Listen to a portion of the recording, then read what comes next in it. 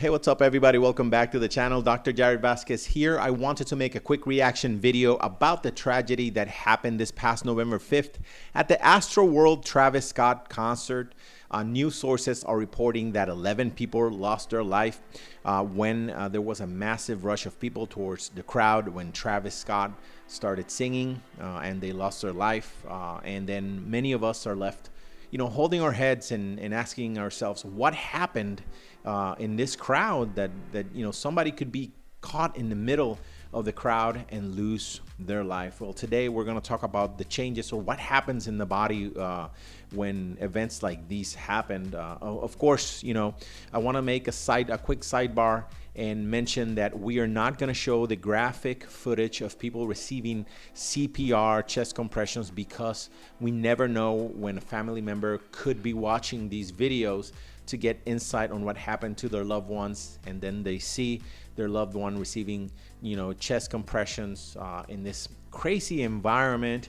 And of course, that's not me. I believe that all the YouTubers and TikTokers that are showing this graphic content are absolutely inadequate and gross for showing this and potentially giving terrible psychological trauma to the family members. So my respects and condolences go out to the families. But what happens to an individual when they get caught in the middle of this giant mass of people in the crowd? Well, the people in the front and the people in the back, they have a bit more freedom because they're able to kind of step back or have breathing room when these acute crunching, crowd crunching events happen. But those people that are in the very middle, let's just take a look at some of the more watchable, should I say, clips of this tragedy that happened. Of course, to be able to be alive, you need to breathe. Let's take a quick look at the anatomy of a simple breath.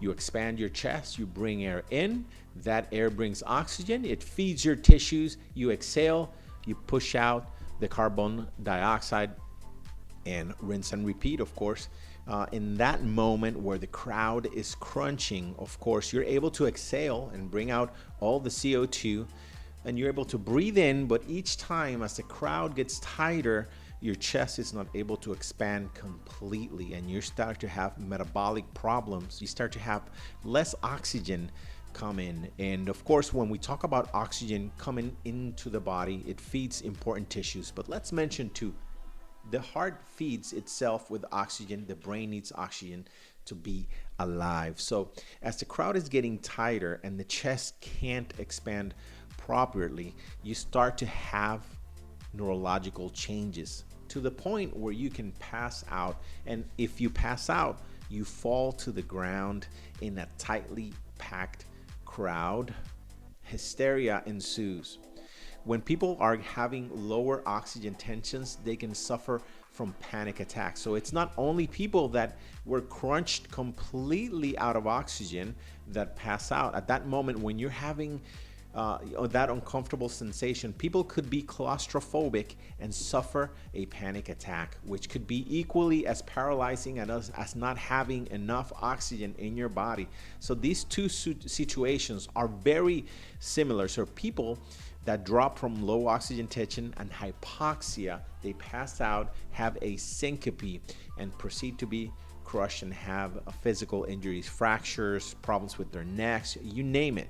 You're packed below a crowd that is not aware that they're stepping on you. So this is the worst situation ever. So the main cause of death here, probably hypoxia, probably physical injuries from being crushed. There are too many to name, but the main problem here is that crunch, that inability to breathe adequately, that euphoric sensation. Another factors that we have to mention, of course, is alcohol consumption, dehydration from being in the crowd. If you're packed in the middle of the crowd, you can't go to the bathroom, you can't go replenish your fluids, you can't go drink water. So what happens? You're dehydrated, your circulatory volume is compromised, you fall to the ground, you get trampled to death. So this is a unfortunate event. Of course, there's people mentioning that Travis Scott knew about it. Some people say he didn't know about it, but of course we all know that, you know, big stars have something that we call an ear, which is a little earpiece where concert organizing staff are talking to the artists at all times. So there are 11 deaths happening. There's people dropping. There's your fans are dropping to the floor, and you decide to carry on with the concert. Drake was there as well. All of them had earpieces.